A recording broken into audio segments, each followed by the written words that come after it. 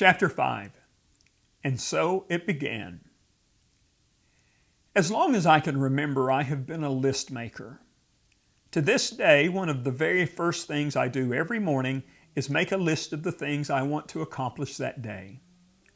If I have a project that I am working on, I always make a list of items to be completed in the order in which they are to be done. I suppose I'm a planner. As I started my new eating program, I incorporated my list-making habit into almost everything I did. I made lists of food that I could eat. I made lists of foods to stay away from. But the most important thing I did, and I can't stress this enough, is I decided to keep a food journal.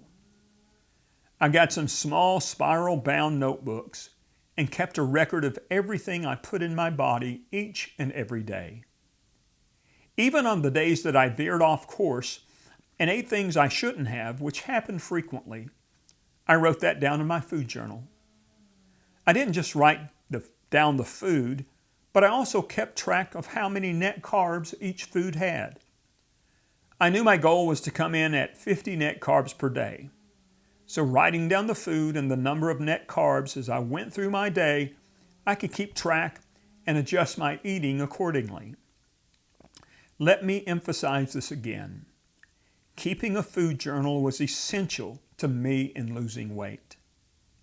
Even today, nearly 5 years after I started, I keep a daily food journal and write down the foods I have eaten and the net carbs in each food. As a result, I found what I believe to be a crucial fact about sustainable weight loss. It's not so much about the drastic nature of the diet.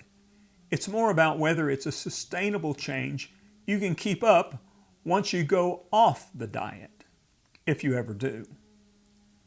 This is why trends like the cabbage soup diet don't work, while easy to maintain changes like the ones I've outlined here do. I also have lists and lists of foods with their nutritional values to use as a handy reference. Most of that information came from the internet or from a free app called Calorie King, which allowed me to look up a particular food and find out its nutritional value. This app was very useful, and like my food journal, I still use it today.